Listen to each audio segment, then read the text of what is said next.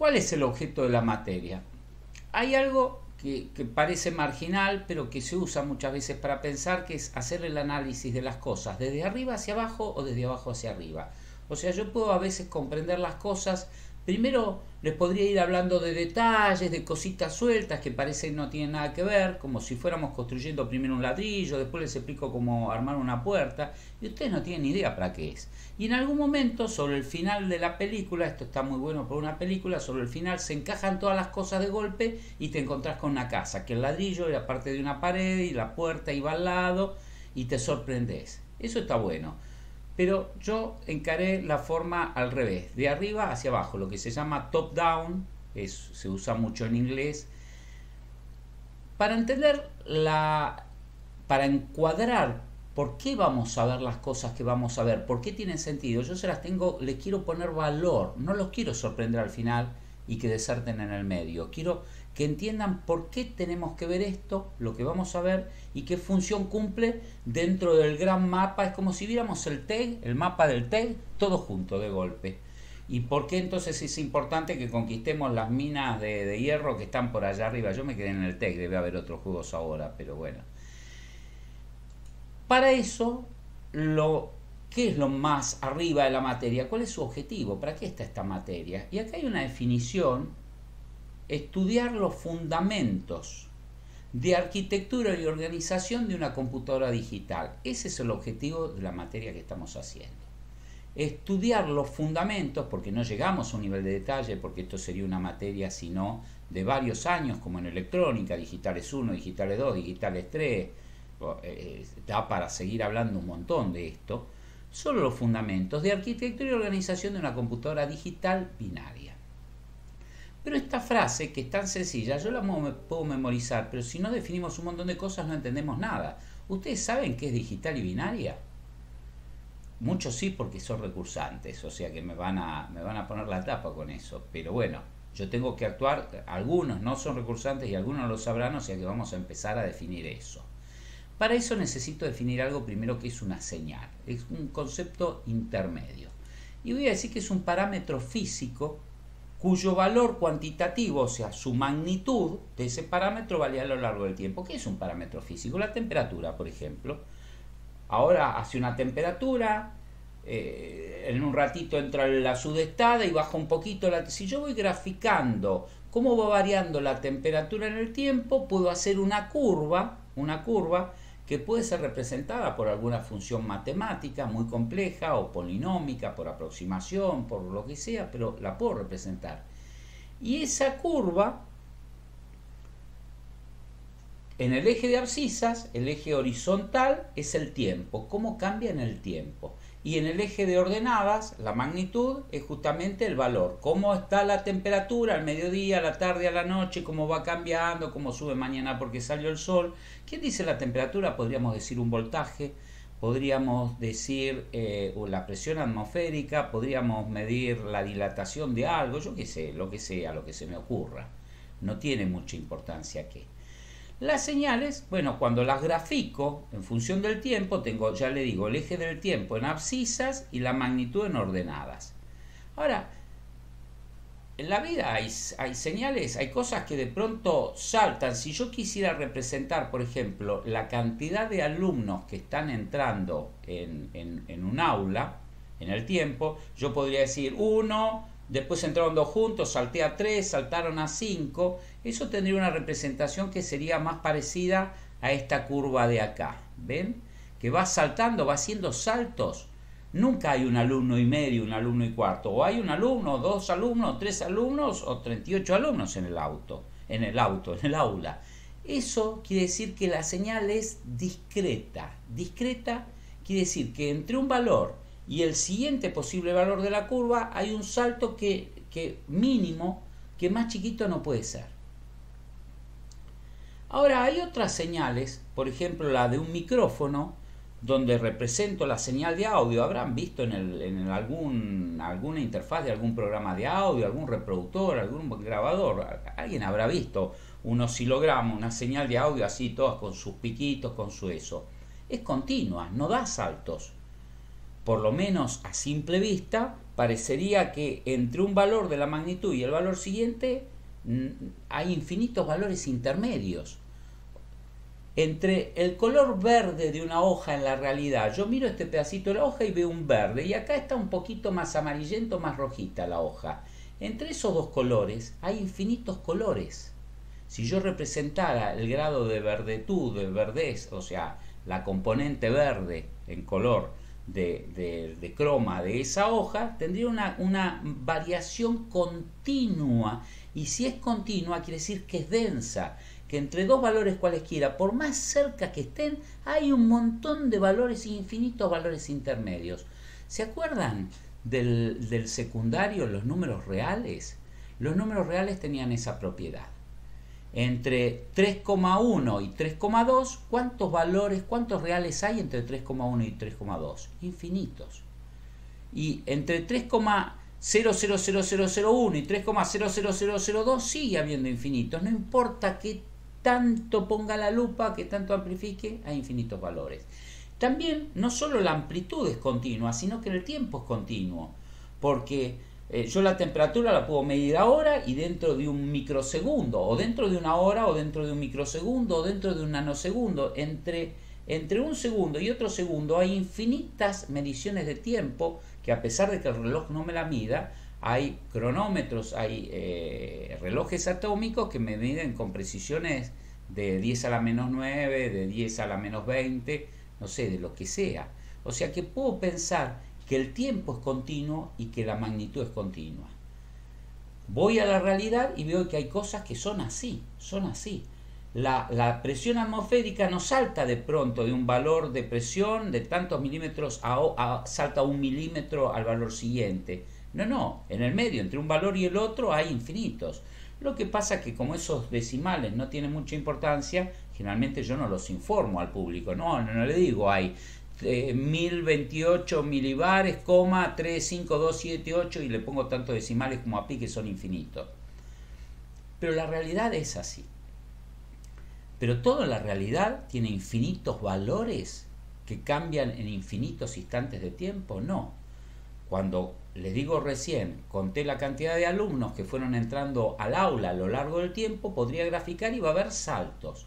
Eso genera esta gran diferencia entre lo que es algo analógico, acá representado por una curva muy sencilla para no quemarnos la cabeza, que es una sinusoide, pero es una señal continua, es analógica.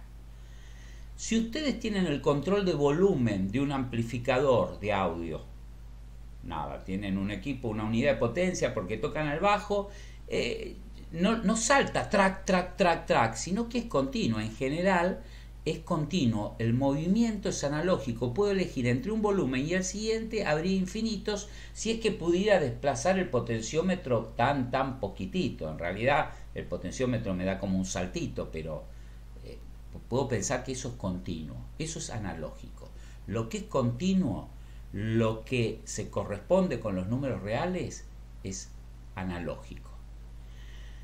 Lo que salta de a pasos, ¿vieron los viejos televisores? No los digitales ahora, los que tenían la perilla para seleccionar los canales. ¿Quién no lo habrá visto, aunque sea en alguna película del canal Volver? O tenía canal 7, o canal 8, o canal 9. Eso era discreto, era digital. No es que era digital el televisor, el movimiento de la perilla es digital. O está en canal 7 o está en canal 8, en el medio no hay nada. En cambio, si sintonizo una radio de AM con el sintonizador, eso es analógico. Conceptos de que hay cosas en la realidad que saltan y hay cosas que son continuas. Entonces, ¿qué es lo que pasa con lo analógico? Si supongamos que estoy escuchando una radio de AM, que la transmisión es analógica, la señal que está siendo transmitida por radiofrecuencia tiene una forma así, de una señal analógica.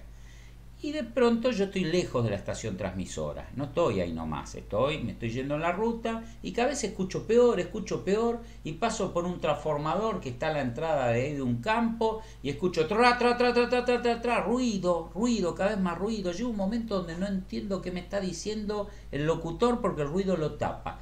¿Ven esas cosas rojas que suben y que bajan ahí en esa parte de la pantalla? Ese es el ruido sumado a la señal analógica. Si el ruido es chiquitito, logro entender la información que está en la señal, porque las señales transmiten una información. ¿Qué temperatura hay? ¿Qué presión hay? O la voz del locutor. Pero algún tipo de información está transmitida ahí, si no, no sería una señal. El ruido podría no interferir si es muy chiquitito, pero si empieza a crecer, empieza a ser complicado. Imagínense nosotros que quisiéramos codificar información importante en una señal analógica. Por ejemplo, que quisiéramos codificar el saldo de nuestra cuenta bancaria.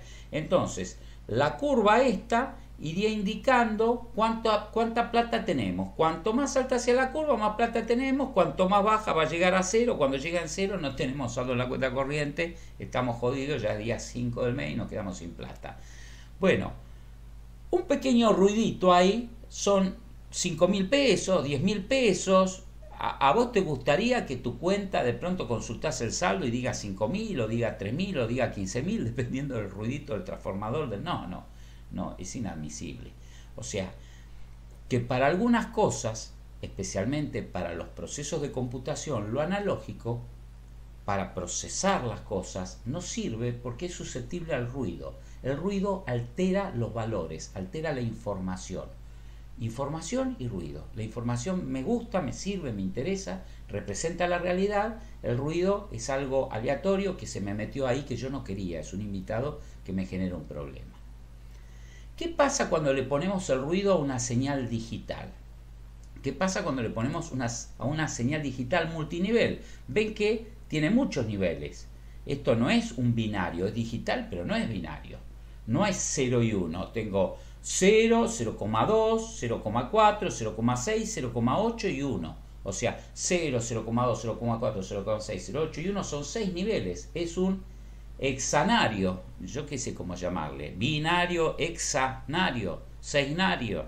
Bueno, es una señal multinivel con 6 niveles.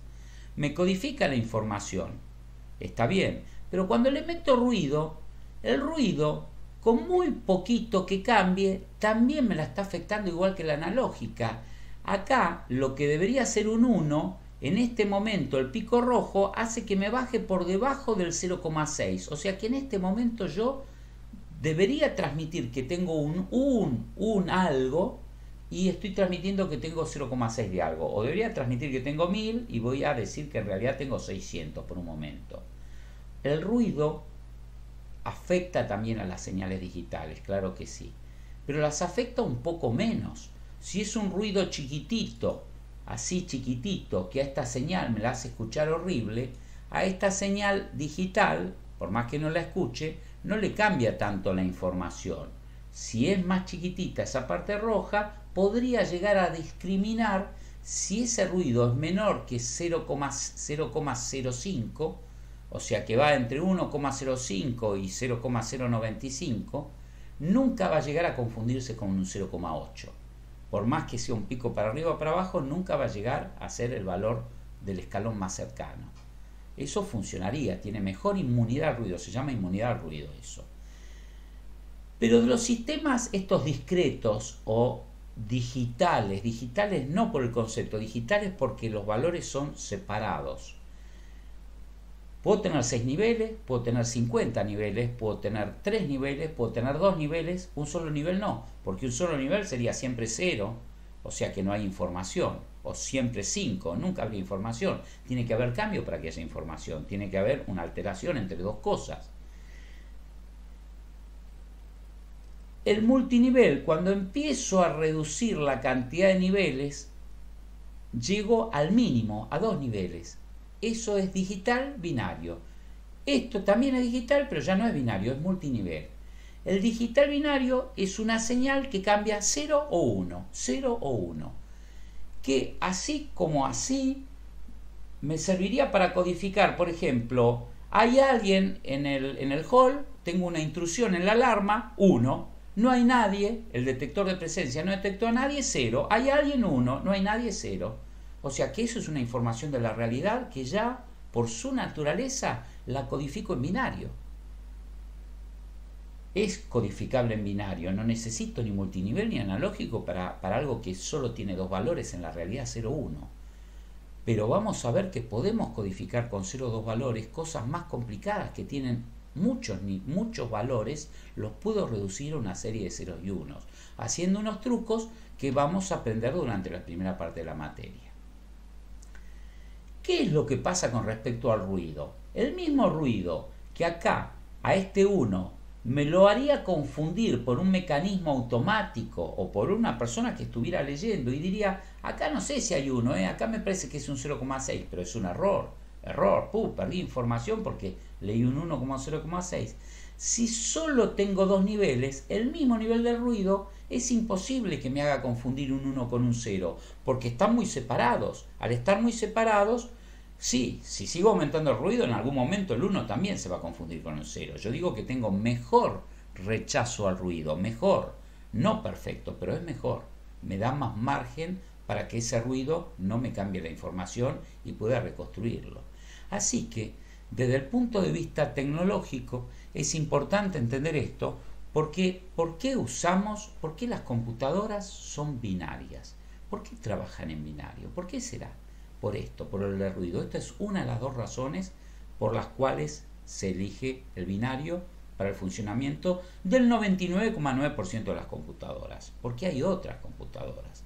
No todas las computadoras son las que tenés en tu casa o en tu celular o en el aire acondicionado, que también tiene una computadora, o en el auto, que también tiene una computadora. Hay computadoras para usos muy específicos que podrían tener multinivel.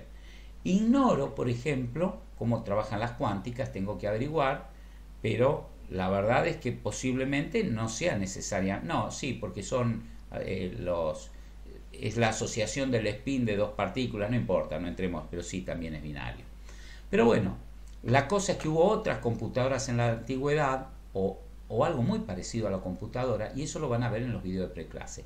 Yo no tengo tiempo de dárselos ahora, no nos va a alcanzar las 2 horas, pero le dejo a ustedes la responsabilidad de que vean esos videitos que hay por ahí, que son entretenidos, por lo menos a mí me parecen entretenidos, quizás que tengo algún tipo de enfermedad, que todo esto me gusta, pero que se llaman, primero, analógico versus digital versus binario y multinivel. Es esto dicho lo mismo hace 2 años, no sé cómo lo dije hace 2 años, hace mucho que no lo veo, pero es otra explicación de esto que estoy diciendo ahora.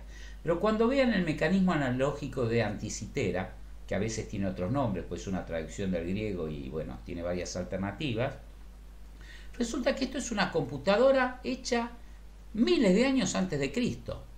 Bueno, una computadora, algo parecido, es una máquina de cálculo automático, porque ¿qué consistía? Ya lo van a ver en el vídeo, un montón de engranajes donde la entrada, el dato de entrada para hacer el cómputo era la posición como de una rueda.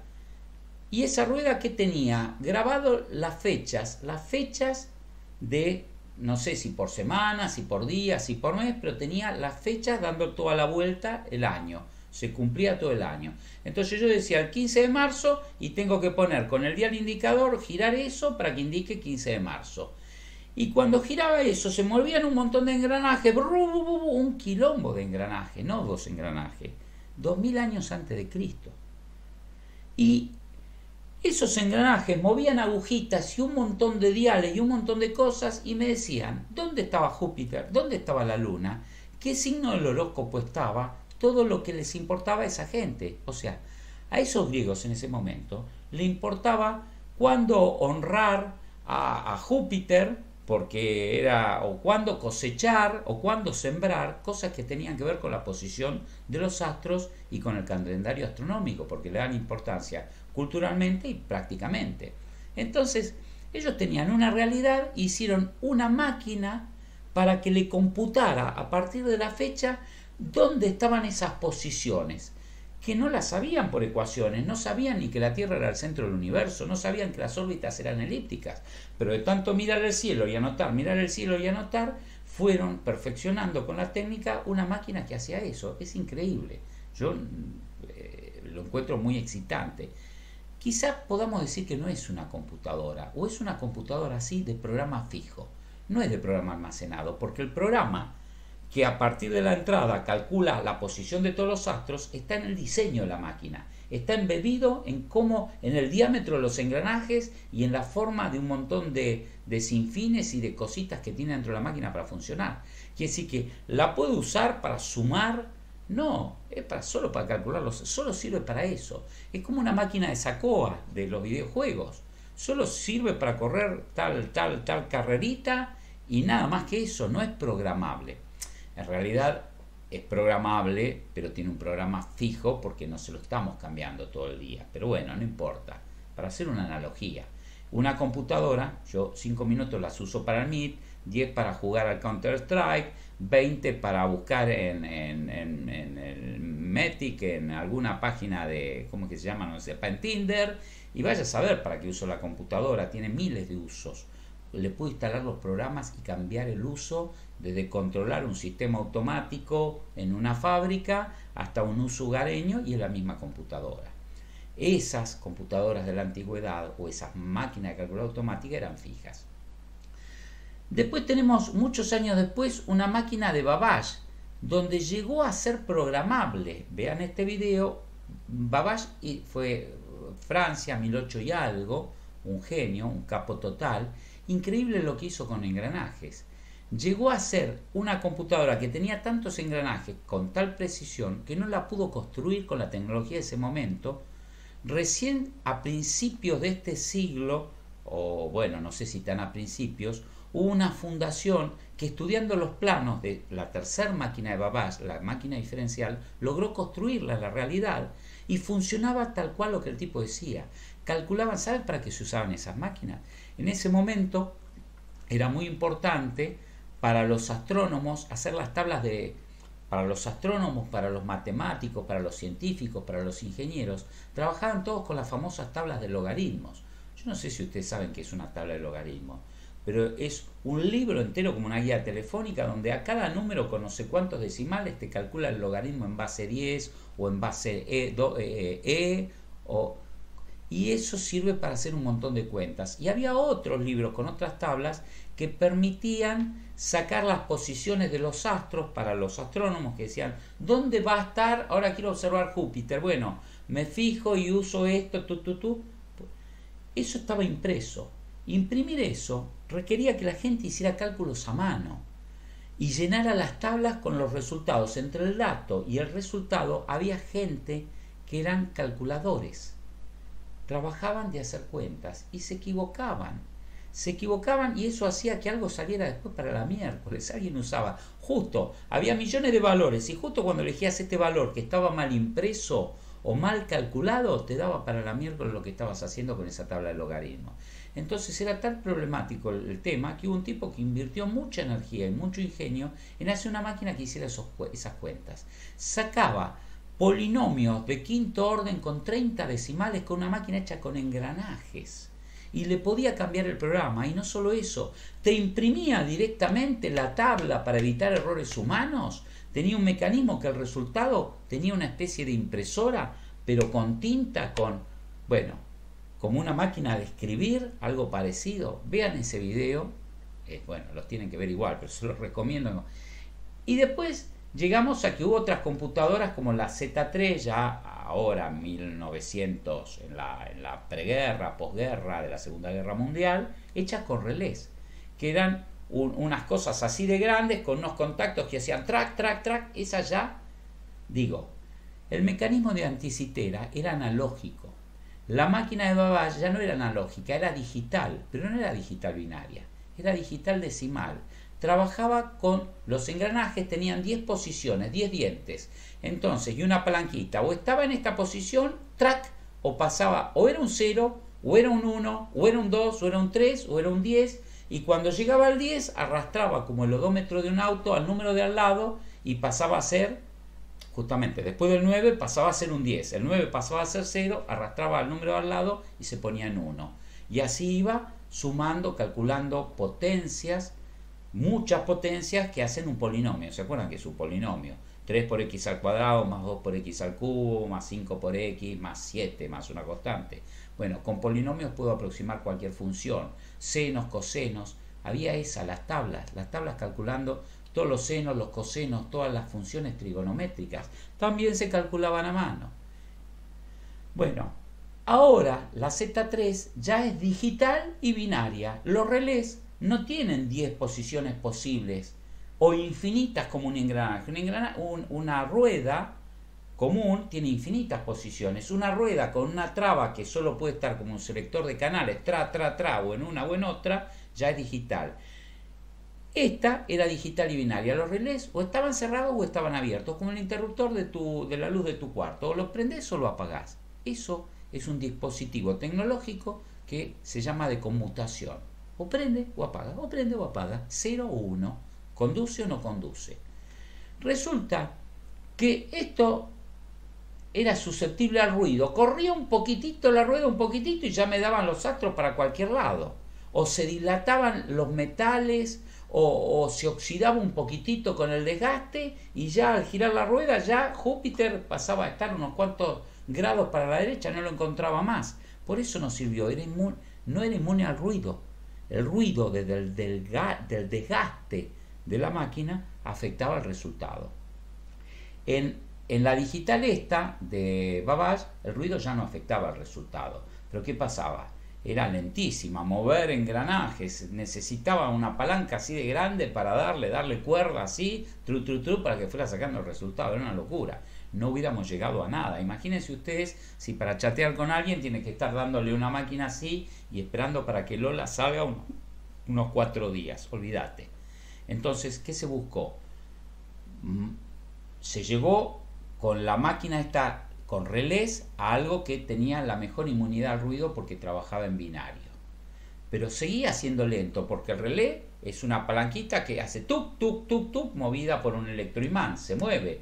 Hacía un ruido bárbaro, consumía mucha corriente, eran muy grandes, calentaban mucho, pero más que nada eran lentas y ocupaban mucho espacio, pero ya tenían muy buena inmunidad al ruido. Así, el relé, después dijeron algo que conmute, un dispositivo tecnológico que haga como un interruptor, pero que no sea mecánico, que sea electrónico. Y apareció la válvula de vacío, esas cachos de vidrio con el filamento adentro, que se lo podía trabajar, que dejara circular corriente o no. La válvula la trabajaba como si fuera un interruptor. Entonces era mucho más rápido, porque como no se movía nada, se movían electrones, pero los electrones van a la velocidad de la luz, ponele, o algo así, era muy rápida con respecto al relé. Pero dijeron, esto calienta, todos esos filamentos, me ocupaba una habitación, había un color bárbaro y necesitaba una usina al lado de la computadora para alimentar la computadora. No podemos hacer algo que un dispositivo de conmutación más chico. Y aparecieron los transistores, o sea, fue avanzando la tecnología. Cuando llegan los transistores, también al transistor lo puedo trabajar conmutando. O está cortada la circulación de corriente entre el colector y el emisor, que son dos patitas del transistor, depende de la señal que tenga en la base, logro que circule corriente entre el colector y el emisor o que no circule. Que circule o que no circule. Es como un interruptor, pero así de chiquitito. Y si esos transistores los logro hacer más chiquititos y en vez de ser cada uno tiene su encapsulado con 3 patitas, logro meter unos cuantos dentro de un integrado, siguen haciendo lo mismo, pero más chiquitito. Y ahí llegamos a la actualidad. Millones de transistores que miden miden nanómetros. Nano es a la -9. 1 metro a la -9. Son nada. Estamos cerca ya en los límites de lo que la luz se usa para imprimir esos circuitos integrados, luz a través de una plantilla con sombra blanca o negra, y la luz ya, la longitud de onda es comparable con el tamaño de lo que quiero hacer, y entonces me quedan los bordes borrosos, quedan zonas así donde no me imprime bien el proceso fotoquímico que me genera los transistores. Entonces tuvo que subir la luz de visible a ultravioleta y después rayos X, y ahora vas a saber en qué andan, porque ya son tan chiquititos que llega un momento que ya no van a poder llegar más. Pero bueno, eso es otro tema. Lo que digo es que vemos que no todas las computadoras hoy son digitales y binarias, pero hubo computadoras, por lo menos la de Babbage, que tenían eran programables y eran digitales multinivel. Y hubo otras anteriores que podríamos decir que no eran computadoras, que eran calculadoras automáticas, pero eran casi computadoras que eran analógicas.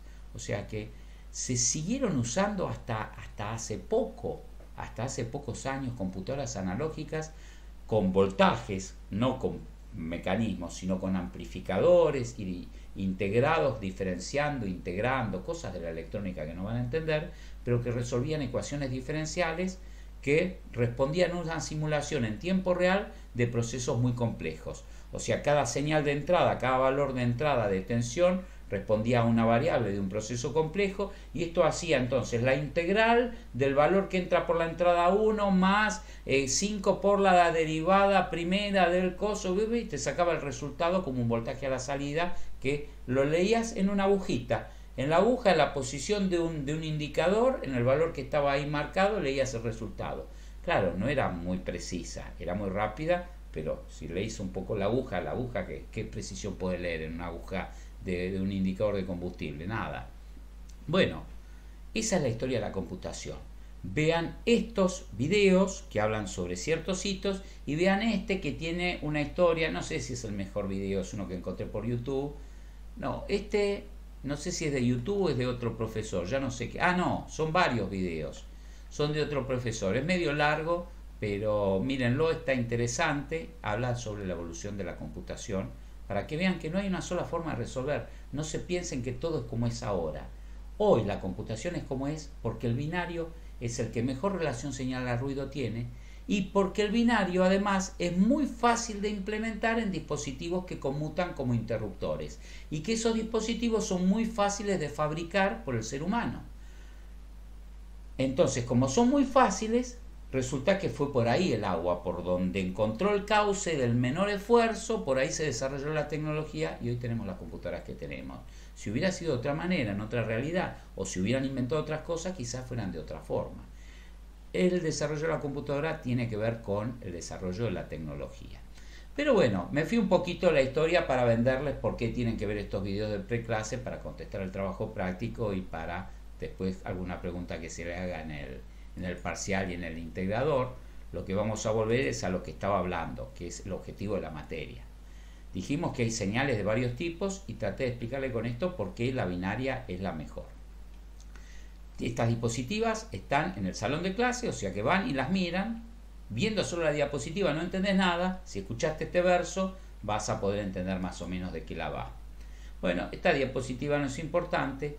La cosa es que ahora puedo entender qué quiere decir estudiar los fundamentos de arquitectura y organización, que no sé qué son, de una computadora, que no sé qué es tampoco, pero sé que es digital y binaria. Sé que adentro de esa computadora trabaja de alguna forma con cosas que solo tienen dos niveles. Al tener niveles es digital y al tener solo dos es binaria. El digital podría ser multinivel también. Bueno, saltamos a la siguiente palabra. Entonces sería interesante saber ahora, para entender esto top-down, qué es una computadora. ¿Qué es una computadora? A ver, buscamos una definición de computadora, y resulta cualquiera. No sé si esta la saqué del diccionario, la Real Academia, de Wikipedia, no importa, hay muchas, pero esta me pareció que se ajustaba.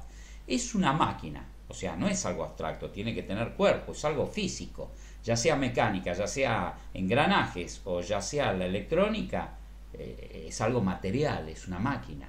¿Para qué? ¿Para qué sirve? Para el tratamiento automático, quiere decir que las cosas se hacen solo. Yo pongo un dato o muchos datos de entrada y sale uno o muchos datos de salida en forma automática, de acuerdo a un programa. ¿Está bien? Tratamiento automático de datos. Tengo datos. Si no tengo datos, si no le pongo datos, ¿qué hace la computadora? Nada. La computadora tiene que procesar datos, algo de la realidad, que representa cosas de la realidad que me interesan a mí. Esos datos los tiene que poder ingresar a la máquina, o sea, tengo que transformarlos de alguna forma, los datos de la realidad, que pueden ser analógicos, digitales o lo que sea, los que me interesan de la realidad, los tengo que transformar para transformarlos en binarios. Porque es una máquina, la computadora es una máquina binaria. Entonces, los tengo que recibir como un dato, como la posición del mouse, y la posición del mouse, que es analógica, termina codificándose con unos y ceros dentro de la máquina. Y el teclado, que no es analógico porque o aprieto la M o la J, no hay nada en el medio entre M y J, ¿se entiende? O sea, de alguna forma la información esta es digitalizada, es discreta. La palabra más correcta es discreta más que digital. O es esta, o es esta tecla, o es esta tecla y para de contar. No hay nada en el medio apretado presionando una sola tecla. Esto lo tengo que transformar en un código binario. O sea que por este cable me voy a un dispositivo que sea capaz de recibir ese dato para transformarlo en binario para que la máquina esta lo trate. La máquina, además de recibir los datos, tiene que poder procesarlos de alguna forma. O sea, tiene que tener un programa que con esos datos los sume, le haga la raíz cuadrada, los divida, los lave, le haga alguna operación lógica, los corte en pedacitos y te tire un pedazo de algo, que es el resultado, un número, o dos resultados, o 100, yo qué sé, no sé, depende del programa cuántos resultados me va a dar. Entonces, esta es la definición de una... Perdón, acá me falta, acá dice calculadora automática, porque le falta una palabra. Entre computadora y calculadora automática hay una diferencia. Es el juego de los 7 errores. ¿Saben cuál es la diferencia? La palabra en rojo. Qué fácil que lo dice este juego de los 7 errores. Programable. Si no es programable, podría decir que es una protocomputadora, que es una calculadora automática fija. No una calculadora. Hay calculadoras también programables, pero una calculadora fija. Los datos, siempre que los pongo, van a salir de alguna forma el resultado fijo, como el mecanismo de Anticiotera. Si la forma es programable, como en Babbage, de Babbage en más, entonces ya digo que es una computadora en pleno derecho. Bueno, esto que es una palabra, ¿podemos hacer un dibujo de esto? Alguien apuesten, ¿se puede hacer un dibujo con una definición en palabras? Abran sus apuestas, digan algo. Así, sin saber. Sí, no. Para mí no. No. Bien. ¿Alguien por el sí? ¿O son todos negativos? Para mí sí. Todo lo puedo representar de muchas formas. Y a veces, dependiendo de cómo lo represento, lo puedo entender mejor y puedo sacar conclusiones mejores. O sea, a veces es mejor que esté en palabras porque funcionan ciertas partes del cerebro que con las palabras van mejor, y hay veces que es mejor representarlo como dibujitos o como diagramas o como esquemitas, y esto es lo que hablo del desarrollo de capacidades. Si ustedes van a estar en un área del software donde tienen que analizar un problema y ver cómo hacer, no que venga tu jefe y te diga, che, vos haceme este programa, haceme este módulo. Vos no tenés que analizar la realidad para nada. Vos te lo dieron, te dijeron hacer esto y vos te pones truco. Eso es un nivel de programar. Pero si vos tenés ambiciones de estar en la parte ya más de ingeniería de software, más de pensar un problema de la realidad y cómo llevarlo a transformarlo en un problema computacional, a la realidad le tenés que hacer un modelo. La realidad es compleja, es infinita, es un quilombo la realidad. Entonces, yo resulta que tengo que reconocer una cara no, tengo que sacar una estadística del nivel socioeconómico de una... No sé darles un buen ejemplo ahora, debería tener un buen ejemplo pensado. Digo que no siempre la realidad me interesan todos los aspectos. Si yo quiero saber cuánta gente vive en esta manzana, simplemente necesito saber cuánta gente vive en esta manzana. No me importa su orientación sexual, no me importa su ingreso económico, yo solo me importa su existencia o no. O sea que si mi problema de computación es hallar la distribución, la densidad demográfica en distintas zonas de la capital federal, me importa solo cuánta gente es, no si tienen plata o si son pobres, no si son hetero o homo o lo que sea, no me importa nada, me importa cuántos son. O sea que a la realidad la tengo que, desde el punto de vista del problema que tengo, simplificarla en un modelo. Y un modelo puede ser hecho con palabras o puede ser hecho con diagramas o con cositas. Esta capacidad modular es importantísima para el trabajo de ustedes. Los ayuda hasta aún cuando solo tengan que hacer código. ¿Cómo podemos? A ver, este dibujo. Una máquina. Está bien, acá no se ve que es una máquina. Acá se ven un montón de cuadraditos, ¿no? Un diagrama en bloques se le llama esto. Un diagrama en bloques es una forma de representación de un proceso o de cualquier sistema, donde yo distintas partes del sistema las dibujo como un rectangulito y le digo qué hace. Que sea capaz de recibir datos de entrada. O sea, yo tengo acá datos. Yo veo una flechita. Pero si esto fuera una computadora real, los datos son la entrada del cable de Wi-Fi, o sea, la entrada del cable de red o la entrada de señal de radiofrecuencia del access point de Wi-Fi, la entrada del mouse, la entrada del teclado, la entrada de la cámara web, la entrada de la tableta digitalizadora, yo qué sé, todas esas son entradas.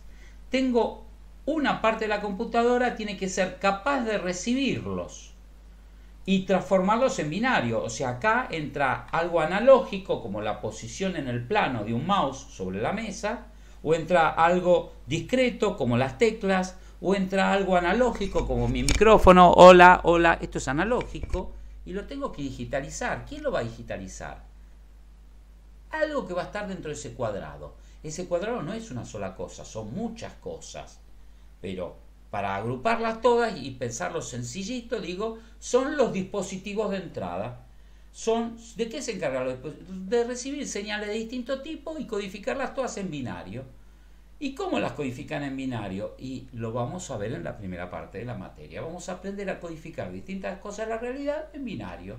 Y después, en la segunda parte de la materia, vamos a empezar a ver, hasta donde podamos, cómo armar esas cosas, cómo codificar esa realidad en binario, dependiendo de si es un código ASCII o si es si es una letra o si es un valor numérico indicando cuántas tuercas tengo en el inventario de la ferretería o la plata que tengo en el saldo de cuenta corriente, cómo lo transformo en un binario. Acá es un club súper restringido, o sea, son recontra racistas. Si no sos binario no entras a la CPU.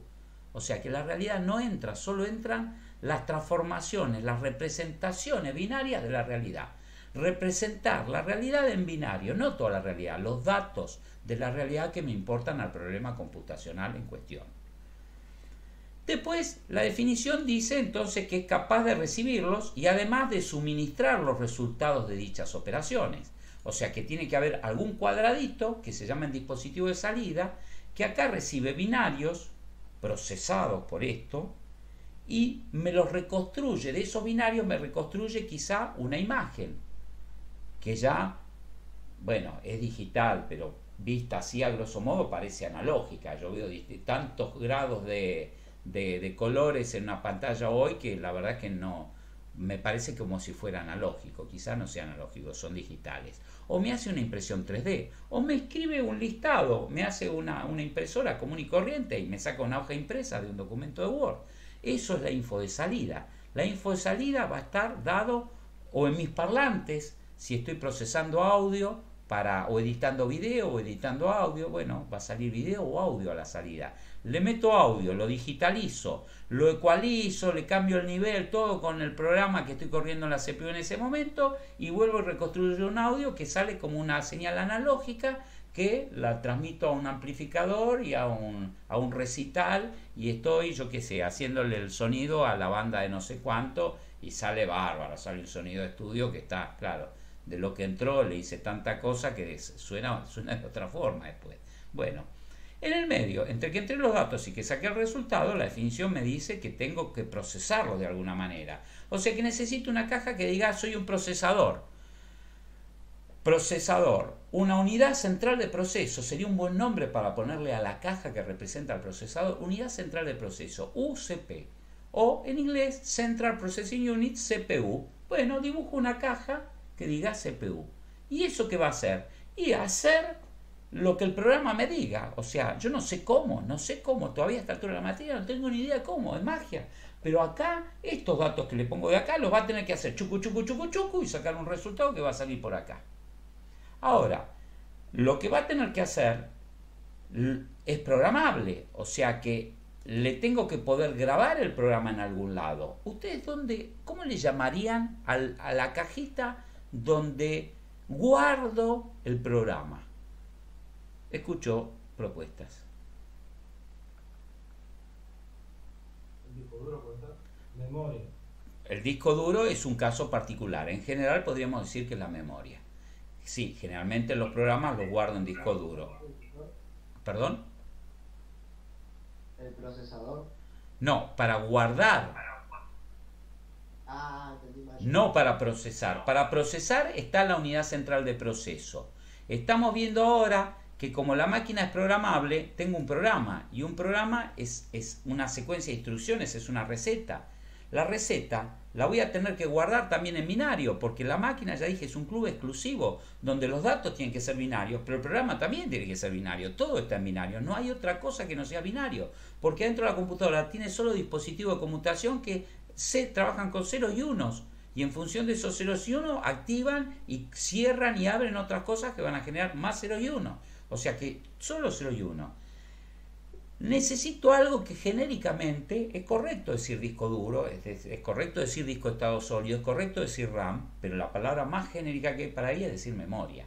Una memoria, le pongo un bloque que diga memoria y después veré qué memoria le pongo. Depende de cuánta memoria necesite, depende de cuánta plata tenga, es el tipo de memoria que le pongo. Entonces, resulta que acabamos de transformar esta definición en un dibujito. Y ese es un dibujo de la arquitectura de una computadora. El dibujo más sencillo, la forma más sencilla de dibujar cómo es una computadora con solo 4 bloques es este de ahí. Y nos permite entender de alguna forma, este es el reino del binario, acá afuera, de este lado para acá, es el mundo real, que puede ser binario, como blanco-negro. Si tengo que codificar cosas blancas y cosas negras, acá me van a venir datos que dice blanco, negro, o prendido o apagado, o intruso o no intruso. Pero pueden ser números naturales, o pueden ser números reales, o pueden ser colores, o pueden ser un montón de cosas. Y acá me va a generar también cosas de distinta naturaleza la salida. Esto es una computadora, es el dibujo de esta definición. Y ese dibujo es un diagrama arquitectónico. ¿Qué quiere decir arquitectura? Que veo un montón de unidades funcionales organizadas de alguna forma que todavía no sé qué tienen las unidades funcionales esto. Esto es una unidad funcional porque cumple una función, por eso le llamo funcional, y unidad porque hace una sola cosa, aunque en realidad sean muchos pedacitos adentro.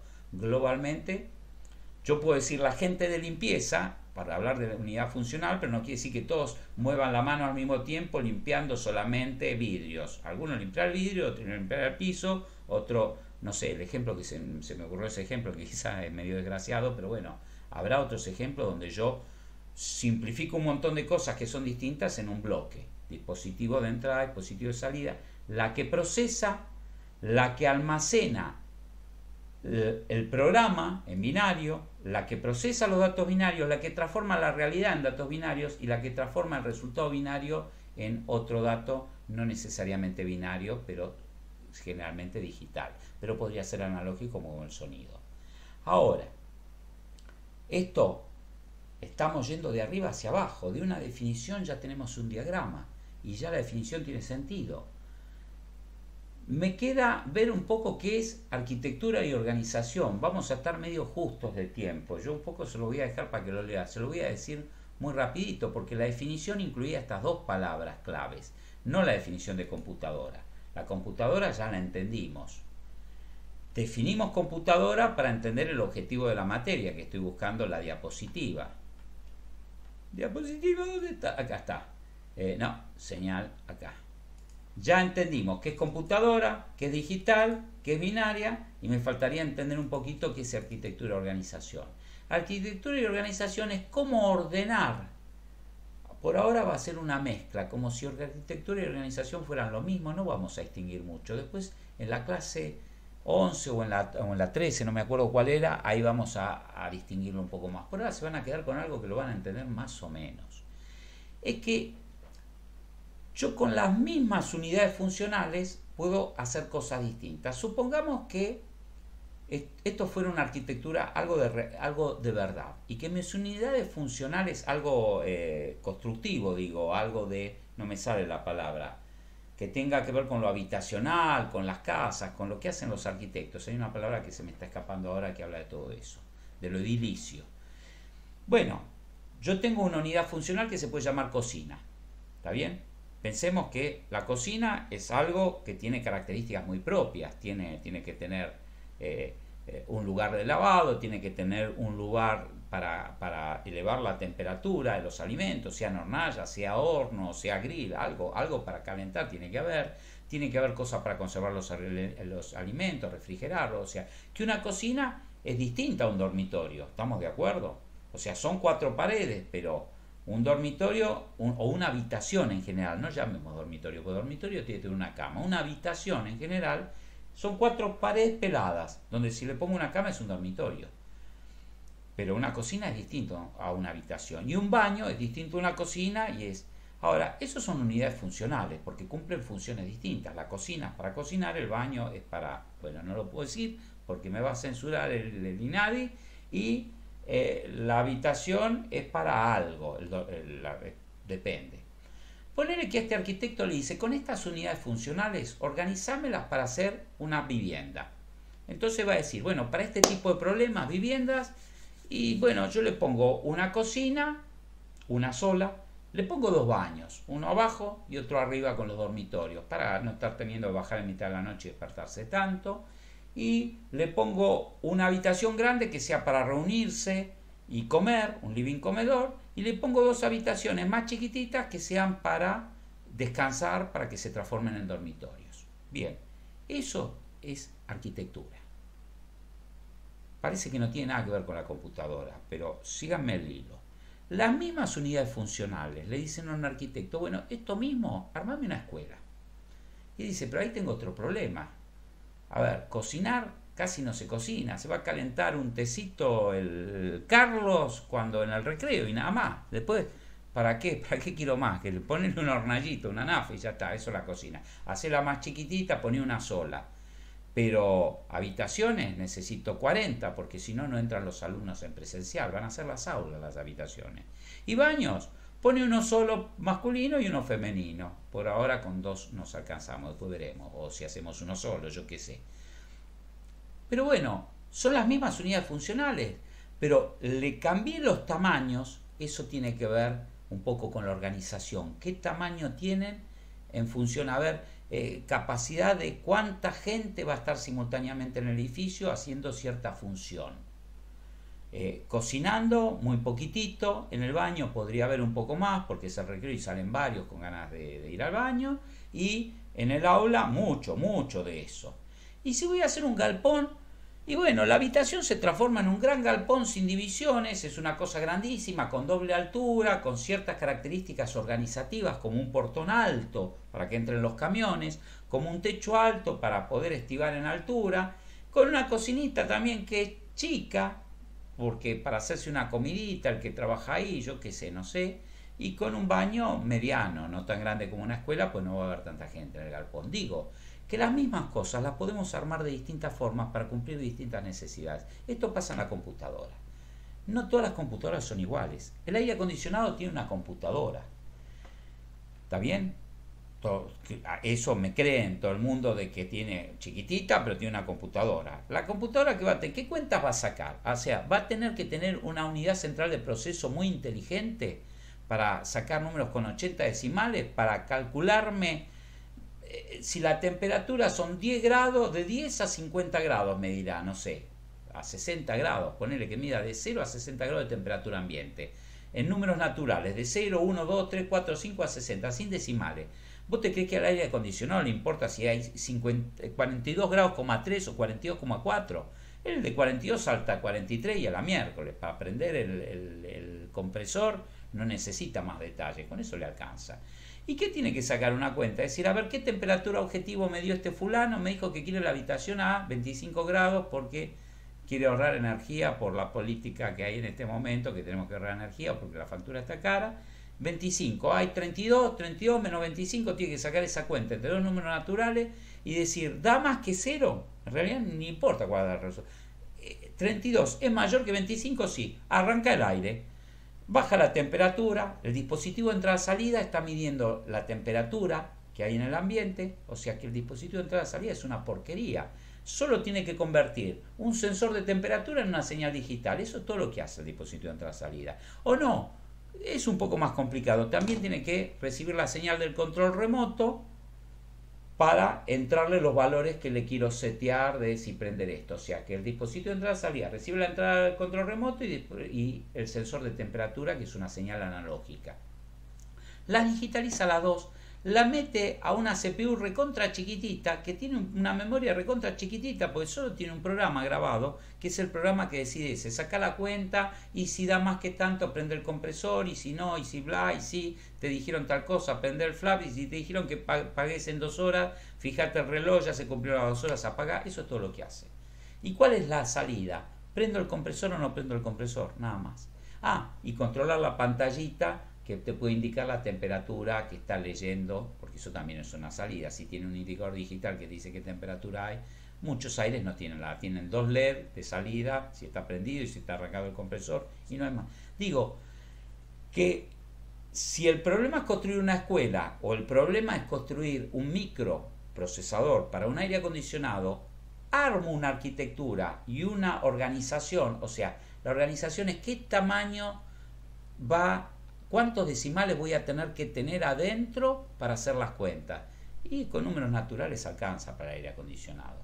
Pero si me piden que controle el cohete que va a viajar de acá hasta Júpiter solo y que va a tener en cuenta, y no, necesito una computadora distinta. ¿Cuántos sensores va a tener ese cohete espacial? Mucho más que la computadora de mi escritorio. No va a tener un mouse y un teclado, va a tener las comunicaciones de la Tierra, el sensor de rayo gamma, el sensor de esto, el sensor de, yo qué sé, no tengo ni idea cuántos sensores puede tener, pero puede tener 1000 sensores un vehículo espacial, o el rover que está en este momento en Marte juntando boludeces. Bueno, 1000 sensores de entrada. Voy a tener que reforzar la parte de entrada-salida, o sea, voy a tener que hacer una arquitectura con las mismas unidades funcionales, la voy a tener que organizar distinta, que tengan otras capacidades, y la voy a tener que arreglar y coordinar entre sí de otra forma que cumpla mejor ese propósito. Eso es todo por ahora lo que le voy a decir, que es arquitectura y organización.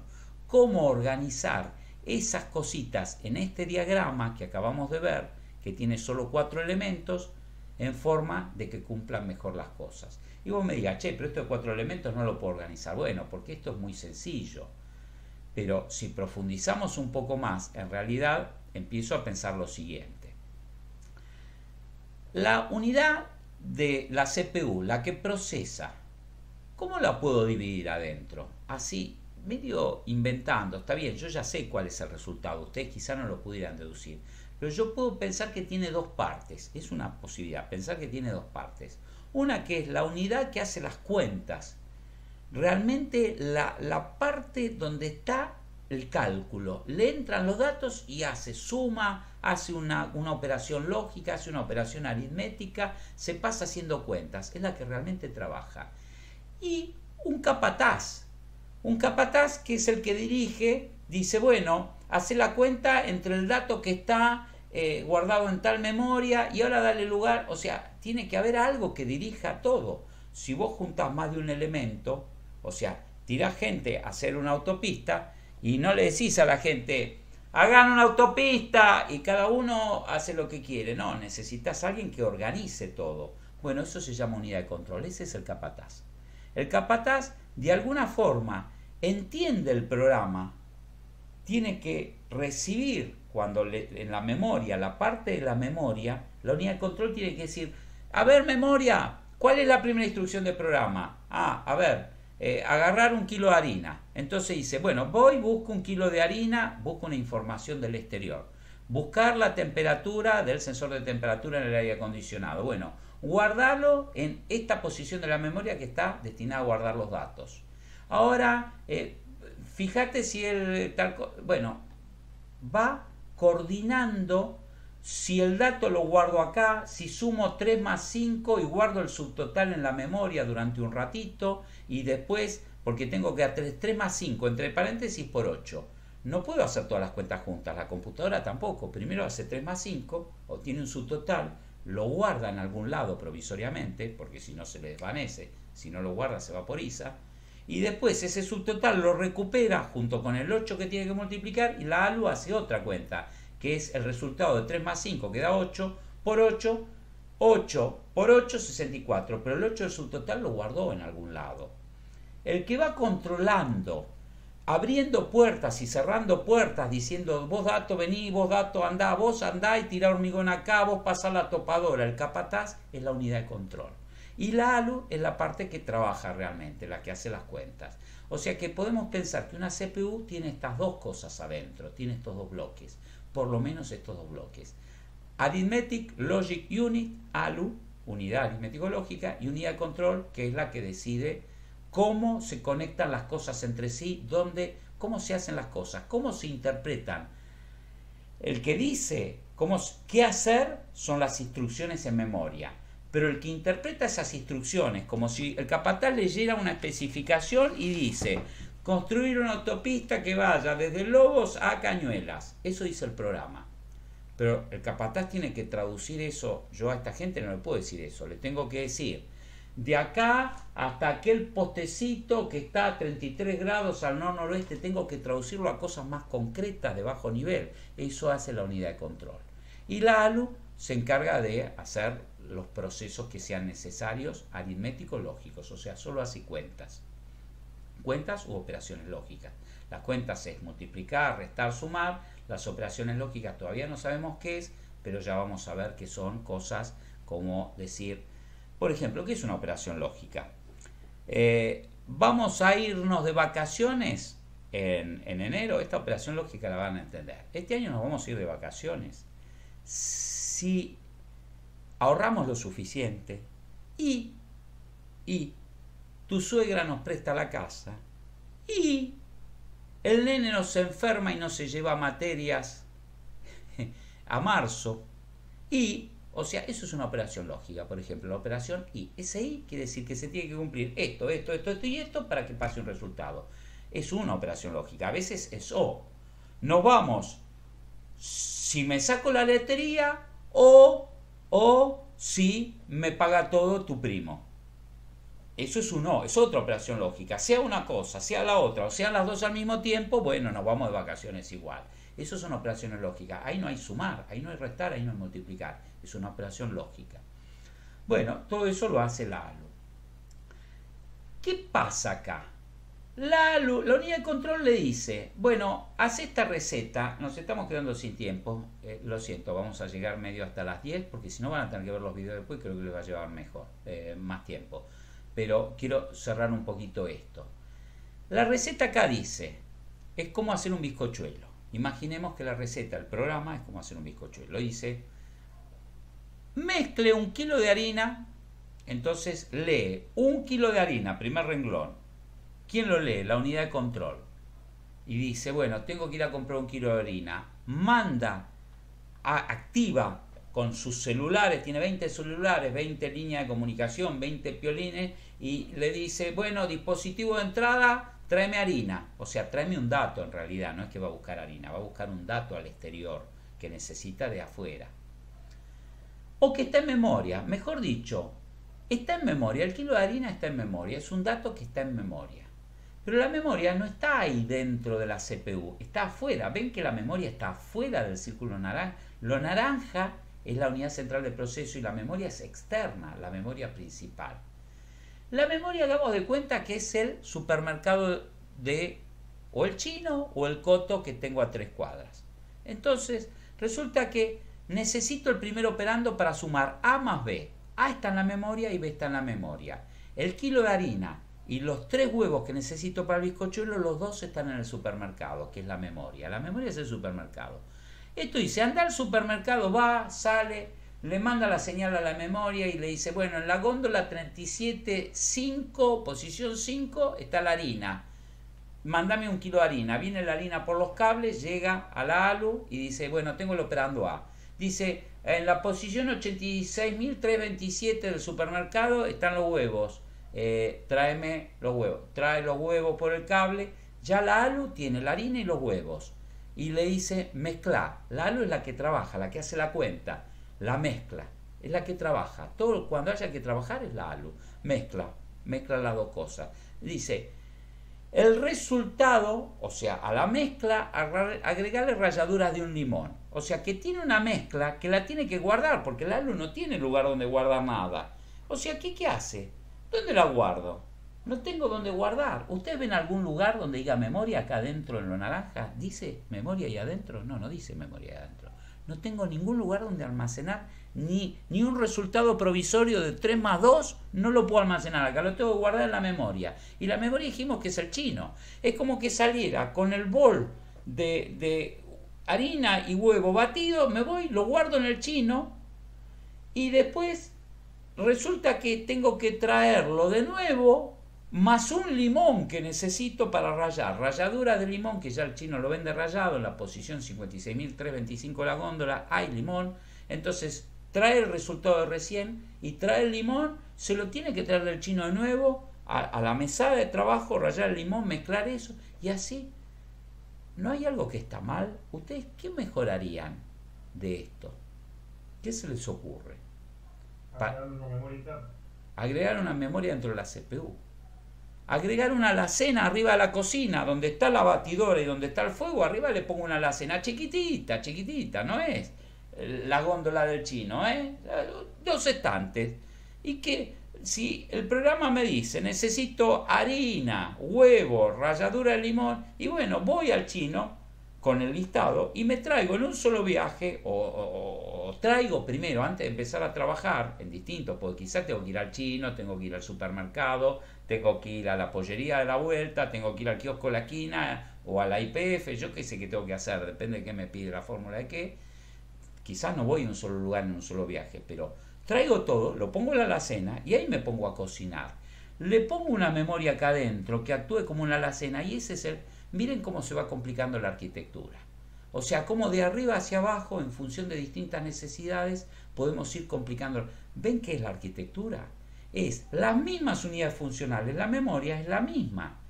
Pero acá la pongo adentro y ya no la llamo, para diferenciar memoria externa y memoria interna, le llamo banco de registros. ¿Por qué? Porque al supermercado le digo góndola y dentro del microprocesador le digo, en la cocinita digo la repisita que tengo ahí arriba de la hornalla. Le llamo distinto. Un banco de registros son unas pocas posiciones de memoria donde guardar algunos resultados que estoy por usar o algunos valores intermedios que acabo de calcular, que son la salida, el resultado de la CPU, y ahí guardo en la repisita un ratito el batido hasta que hago otra cosa y después integro todo. ¿Se entiende? Ahí lo veo a Adrián Serri. Saludos, Adrián, ¿cómo va? Tanto tiempo. Todo bien. Bueno, la cosa es esa, que eso es lo que quiere. Esto es un diagrama fundacional de la arquitectura de una computadora. Esto ya se parece bastante a la realidad. Partimos de algo de solo 4 elementos que hicimos en función de la definición y más allá de la definición cambiamos, hicimos arquitectura, dijimos en función de lo que tengo que hacer. ¿Cómo sería? ¿La CPU es solo una cosa o lo divido en 2 departamentos? A ver, compras lo divido en la parte de recepción y la parte administrativa. O sea, unos hacen el llamado por teléfono, hacen la orden de compra y los otros reciben la mercadería, la controlan y la meten al depósito. O sea, lo subdividí en 2 áreas distintas porque cumplen sus funciones que en conjunto son la CPU, es compras, pero que la puedo pensar y pensar mejor si la divido en 2 partes. Y después le pongo un poco de memoria adentro que trabaje muy rápido. La memoria externa, la memoria es cara, tiene limitaciones. Como todo en este mundo, si yo quiero algo mejor, si en vez de un fitito quiero una Ferrari, tengo que garpar. La memoria que uso afuera es más barata que la memoria que uso adentro. Esta es carísima. Entonces, como solo necesito un poquito, puedo darme el lujo de comprar 100 gramos de jamón crudo por mes. ¿Está bien? Estos son los 100 gramos de jamón crudo por mes y estos son los 20 kilos de lentejas. Si se entiende la analogía. ¿Está claro? ¿Está? Como esto es poquitito, puedo gastar más plata y poner una memoria muy rápida, que esté a la mano del ALU, cosa que el ALU es tan rápida, ese cocinero es tan rápido, que no esté perdiendo el tiempo. Imagínate tener a Madman que cobra $1.000 la hora esperando a que venga la harina del supermercado. sería un despropósito. Entonces mejoro el diseño arquitectónico, si a Madman le pongo un montón de cosas alrededor que le tengan todo preparado y que el tipo solamente hace pipí y le pone los 2 secretitos a la receta de cocinar. ¿Se entiende el concepto? O sea, es una analogía. Esta arquitectura la puedo dibujar distinto, es otra representación de lo mismo. Digo, toda la CPU la pongo acá arriba. Va a haber cables uniendo estas cosas, necesariamente, porque cómo van las cosas del dispositivo de entrada, esos cables se llaman bases, como colectivo en inglés, B larga US, buses son. Pero bueno, vamos a pronunciarlo en inglés bien, no somos TV, bases. Los bases que son cables, conjuntos de cables que se encargan de llevar información y señales de control. También la unidad de control que dice, vos dame esto, ¿cómo se lo dice? ¿Cómo le dice a la memoria, dame lo que tenés en tal posición de memoria? Por un bus que se llama de address, de direcciones. Le tiene que decir a la memoria en qué dirección está el dato que tiene que mandar por el bus de datos. Entonces, le digo, dame lo de la posición 1125 y por acá sale lo que está en la posición 1125, que es el número 3. Después dame lo que está en la posición 1126, y sale el número 5. Y después le dice, lee la próxima instrucción del programa, que está en la dirección 15.000, y ahí le dice sumar los 2 operandos anteriores. Bueno, suma 3 más 5 me da 8, y la propia instrucción dice, y ese resultado guardarlo en el banco de registros, o guardarlo en la memoria, o la instrucción es la que en definitiva dice todo. La unidad de control lo interpreta y gerencia a través de esos cables, pero tengo cables para gerenciar, para dar las direcciones, o sea, para controlar, bases de control, para dar las direcciones, bases de direccionamiento y para pasar los datos entre los distintos lados, que son bases de datos. Esos 3 bases de control, de datos y de direcciones, los puedo representar así, como unas flechas anchas, para representar que no es un solo cablecito solito, sino son muchos cables uno al lado del otro, porque como son señales que tienen muchos datos, yo no puedo un 0, 1, 1, son muchos ceros y unos que simultáneamente tienen un significado colectivo. Esos ceros y unos representan un número decimal, o un color, o un volumen de sonido, o una frecuencia o algo. Bueno, y la memoria de programas, esta memoria externa a la CPU, la que está afuera, la puedo dibujar como dividida en colores, que en parte está el programa y en parte están los datos. Yo le dije que la memoria era para guardar datos y programas. Podríamos pintar la parte donde guarda el programa de un color y la de datos de otra, como para verlo claramente. O podría poner 2 memorias separadas. Como 2 discos duros, o 2 memorias RAM, o 2 algo. Todavía no sabemos cómo les puedo decir qué si no lo vimos. Pero pensemos que podría haber una memoria donde está guardado el programa y otra donde está guardados los datos, y son separadas. Las dos memorizan datos binarios, pero los datos binarios son cosas de la realidad que se transformaron en datos, y la otra son instrucciones del programador que codificó en forma de programa, pero todo es binario.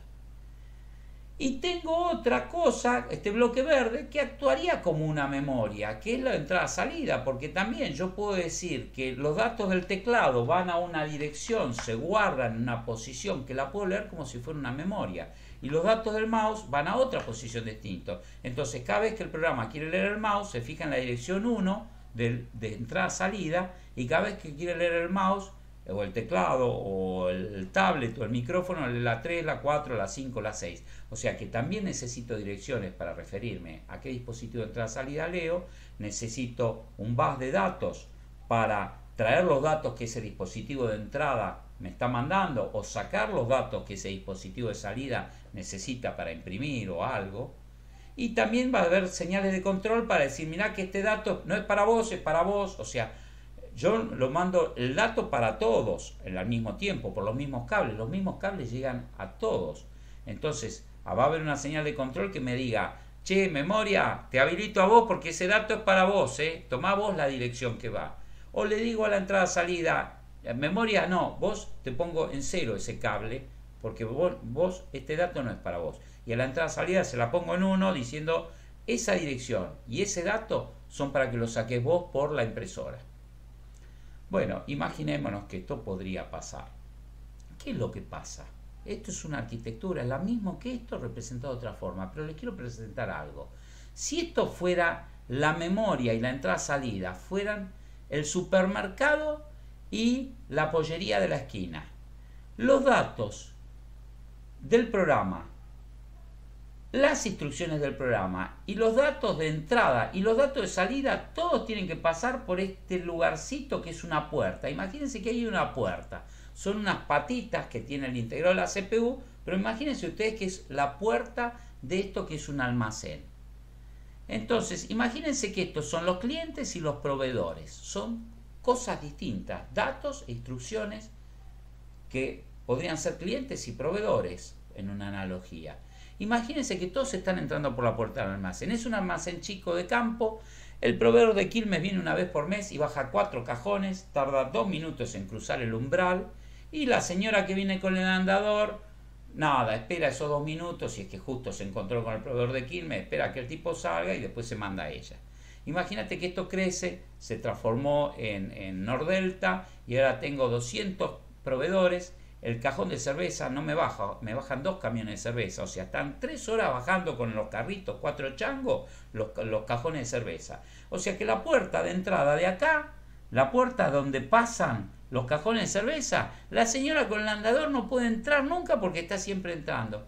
O si no, si los de la cerveza son corteses y están esperando que entren y salgan los 500 clientes que están haciendo cola, resulta que no baja nunca el camión. ¿Hay algo para mejorar? Al dueño del almacén se le ocurrió, ¿qué pasa si mejoro la arquitectura, el diseño arquitectónico y pongo una entrada de proveedores atrás? O sea, los clientes por adelante, los proveedores por atrás. Entonces, que los proveedores estén bajando el camión todo el día, a mí me importa un rábano. Yo la puerta de los clientes la tengo libre, no están colisionando ahí. Ese entubamiento, ese cuello que había en el bus de datos, al tener que leer por el mismo bus los datos del programa y de las instrucciones, yo lo podría mandar con otra variación arquitectónica como este dibujito y decir, estos son los proveedores y estos son los clientes. Estos son el programa y estos son los datos, ya sean datos de memoria o datos que vienen de dispositivo de entrada-salida. Todos estos los mando por una puerta y todos los mando, estos otros, los datos los mando por otra puerta separada. ¿Qué pasa? Este integrado, si esto fuera un integrado, va a tener que tener más patas y muchas más patas. Pues va a tener quizá 32 patas para los datos, 32 patas para las direcciones, 32 y 32 son 64 y 32 y 32 son 128 patas más la de control, termina teniendo 200 patas. ¿Y qué es lo que pasa con el integrado actual? Tienen 200 patas, tienen patas hasta en el tujes, o sea, por todos lados tienen patas. Lo apoyo y toda la superficie. Antes los integrados tenían las patitas de un costado y del otro y los soldabas a mano, ahora olvídate. Tiene una al ladito de la otra. Bueno, es un precio. Prefiero tener más puertas y tener que pagar más cerraduras y más llaves y más todo eso, pero acelero mucho. No tengo a la gente esperando, puedo ir más rápido. ¿Para qué hago este cambio arquitectónico? Para ganar eficiencia en velocidad. Esta arquitectura, que es la primera, como empezaron las computadoras históricamente, se llama von Neumann. La aprendemos porque es todo lo que empezó desde esa computadora de relé. No hablemos de antes de los relés, no antes de la guerra mundial. Hablemos desde ahí en más, que vienen las computadoras digitales y binarias. Lo primero todo fue arquitectura von Neumann. Pero al toque a alguien se le ocurrió, ¿qué pasa si cambiamos la arquitectura y hacemos esto? ¿Ven por qué la palabra arquitectura tiene mucho que ver? Es la misma que para el urbanismo, porque el arquitecto es el que pone 2 puertas en un local para mejorar una función, y el arquitecto de hardware es el que pone 2 puertos distintos para comunicar datos para un lado y para el otro. Por eso es arquitectura. Bueno, tienen que saber que hardware es así, que la diferencia entre von Neumann y hardware es que se duplican los bases de direcciones de datos y de control para la memoria de programa y para la memoria de datos y dispositivo de entrada-salida. Se acabó. Tenemos 12 minutos, acá en esta diapositiva trata de decirlo más o menos rápido, y ahora, ¡puf! ¿Qué es esto? ¿Qué es esto, profe? Es esto mismo, pero más dividido en pedacitos. Le pusimos el microscopio y esto es una arquitectura real. Esto es un micro viejo, no se usa más. Este micro fue popular cuando yo estudiaba en la facultad en el año 1327, se llama Intel 8085, pero se lo usa mucha gente lo usa para dar clases, para explicar pedagógicamente, porque es sencillo, porque si vamos a ver la arquitectura de un Pentium hoy, de un i7, no me alcanza toda la página, veníamos todos los dibujitos así de chiquititos, porque tiene tantas cosas, tiene tantos núcleos, pero en definitiva es esto mismo con esteroides. Si yo acá empiezo a mirar con un poco de detalle, dice timing and control, control y temporización. Esta es la unidad de control. La unidad de control que veían en esta diapositiva acá, este cuadradito acá tan sencillito, acá es esta cosa que tiene un montón de patas. Y todas estas patas, ¿qué son? El bus de control. Que van a ir conectadas, yo ni lo veo a dónde van conectadas. No me lo muestra para simplificar el diagrama, porque si no sería una maraña de cables. Pero van a ir conectadas a todo lo que tenga que controlar. Es la línea telefónica directa que tiene el capataz con cada uno de los empleados. Tiene su número por el handy y lo llama López, volcá el hormigón, vos arrancá la topadora, vos ponés el teodolito a tal altura. Bueno, eso es la unidad de control. Y esto que tiene un dibujito con una mezcla es la ALU, la unidad aritmética lógica. ¿Está? Esa ALU que acá dibujamos de esta forma como un cuadradito sencillo, acá se la suele dibujar en arquitectura con esta forma o con una forma que tiene esa entradita y a veces tiene los bordes en diagonal, no importa. ¿Y esto qué dice? Acumulador, registro temporal, registro de flags, registro... Son registros. ¿Qué son registros? Memorias. Son otras formas de llamarle a memorias de un solo renglón. Solo contienen un dato. Un dato de varios bits, pero un solo dato. En vez de ser un banco de registros con muchos de estos apilados, es un solo renglón. Imagínense que tienen un renglón donde pueden escribir 32 numeritos, que es una palabra de 32 bits, de 32 datos binarios. Ese rengloncito donde escriben un solo dato, este es un renglón, este es otro renglón, este es otro renglón, o sea que ahí entra un solo dato. Y acá tengo un anotador, una hojita que tiene 16 renglones. Esto es un banco de registros. Y acá también tengo otro registro y otro registro de un renglón que va... ¿Por qué divido ahora la memoria interna en pedacitos? Porque me resulta más conveniente para entenderlo mejor, para controlarlo mejor. No le digo a todo el banco de registro tal cosa, sino que segregué un pedacito del banco, un registrito solo del banco de registro y le di una función especial y uso un cable especial para comunicarme con él. Tiene una dirección de handy distinta. Y bueno, y acá esto que dice control serial input output es el dispositivo entrada-salida. Y digo que esto es otro dibujo de una arquitectura real llamada MIPS 32. Esta es la arquitectura en la que yo baso el curso nuestro. Más adelante, cuando avancemos a velocidades supersónicas para llegar, vamos a entender esto. Esto lo vamos a entender cómo funciona, cómo este registro que se llama contador de programa pone la dirección de la próxima instrucción que voy a ejecutar, salen todos los bits de la instrucción por acá, se dividen como una autopista que se divide en varios carriles, y algunos bits de la instrucción van a la unidad de control unit, otros van al banco de registros para decir qué registro está el operando, en qué registro está el operando A, en qué registro está el operando B, en qué registro voy a guardar el resultado, y los datos del operando A y del operando B, cuyas direcciones estaban acá, salen por acá y van a la ALU. Esta es la otra forma de representar la ALU que le digo con los bordes inclinados. La ALU suma A más B, obtiene un resultado, el resultado viene por acá y se guarda de nuevo en el banco de registros. O sea que esto es el final de la materia. Estoy tratando de decirles a dónde vamos a llegar. Vamos a llegar. La primera parte de la materia hasta el primer cuatrimestre es cómo representar los datos de la realidad, qué debería ser esas unidades de entrada para digitalizar la realidad analógica o digital multinivel, o sea, discreta con muchos niveles, o discreta en forma binaria con solo 2 niveles, como llueve o no llueve. Todo eso, digitalizarlo, todo lo que sea computable, digitalizarlo en binario, meterlo dentro de la memoria provisoriamente en la parte de datos, en función del programa ir buscando esos datos de la realidad en cierto orden, ir procesándolos en la unidad aritmético-lógica, obteniendo resultados, guardando esos resultados de nuevo en el banco de registros si son resultados intermedios, y si son resultados ya finales que no los voy a necesitar por un rato, volviéndolo a guardar en una memoria de datos. O sea, tengo una memoria de programa por un lado y una memoria de datos por el otro, separadas, como habíamos visto acá en esto. Memoria de programa y memoria de datos. Bueno, en esta arquitectura la memoria de datos y el programa están separadas. En esta arquitectura no, están juntas. No se muestran acá, son exteriores, están afuera del micro. Estas dos memorias las muestro como que están adentro. En realidad no quiero entrarles en eso porque lo voy a confundir, porque me va a decir, como está dentro de la CPU, pero si esta no es la memoria que era externa, me dijo hace un rato. No, bueno, esto es un caché, que es un tipo de memoria que guarda un pedazo, no importa.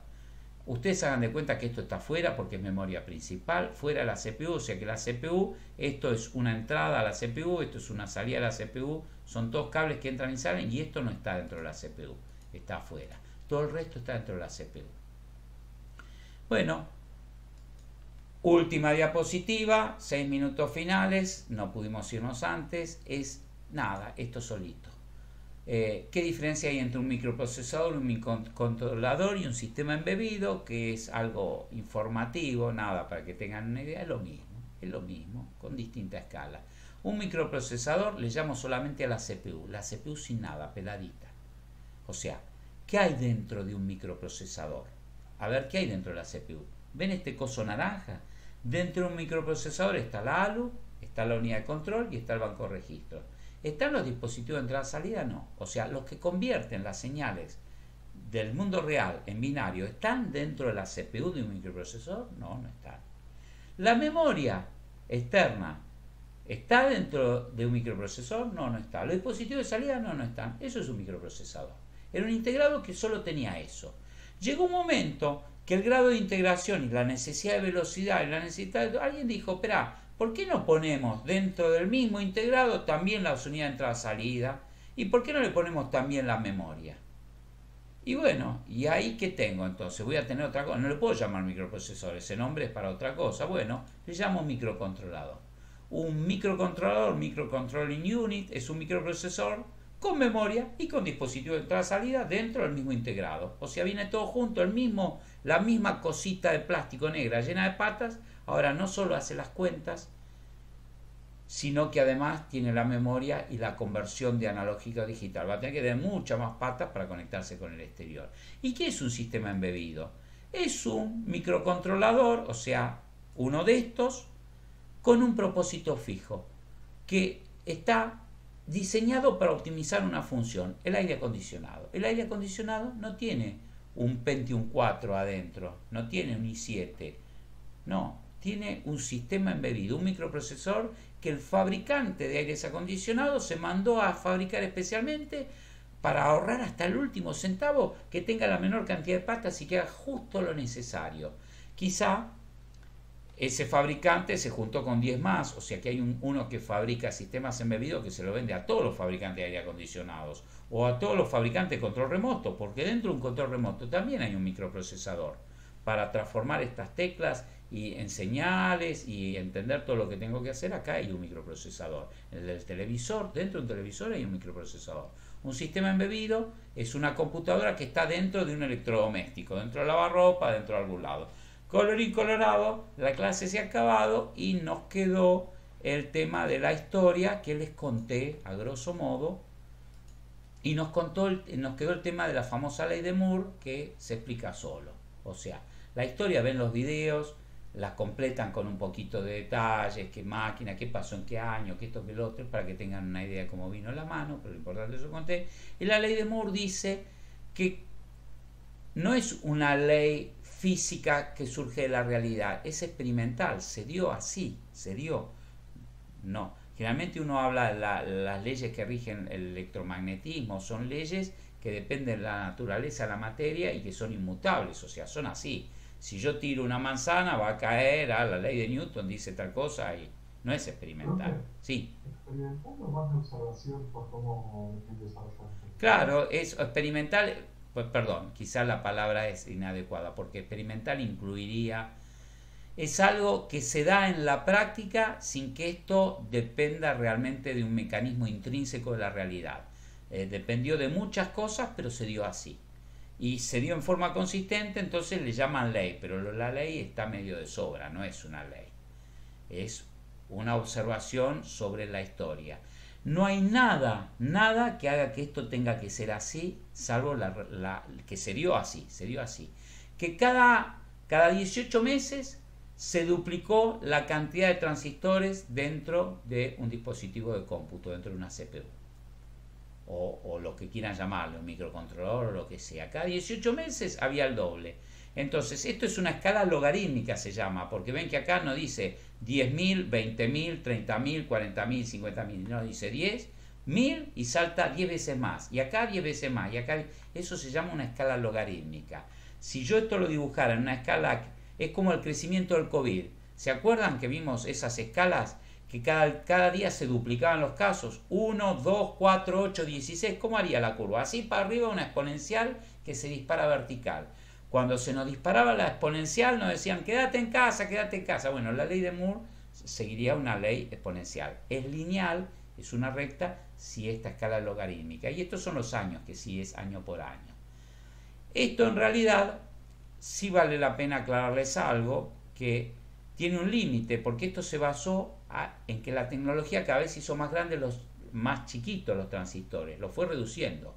De la válvula, del transistor suelto, del pequeño integrado de mediana escala de integración o baja escala, mediana escala y alta escala de integración, lo fue haciendo más chiquitito, entonces cada vez cabían más.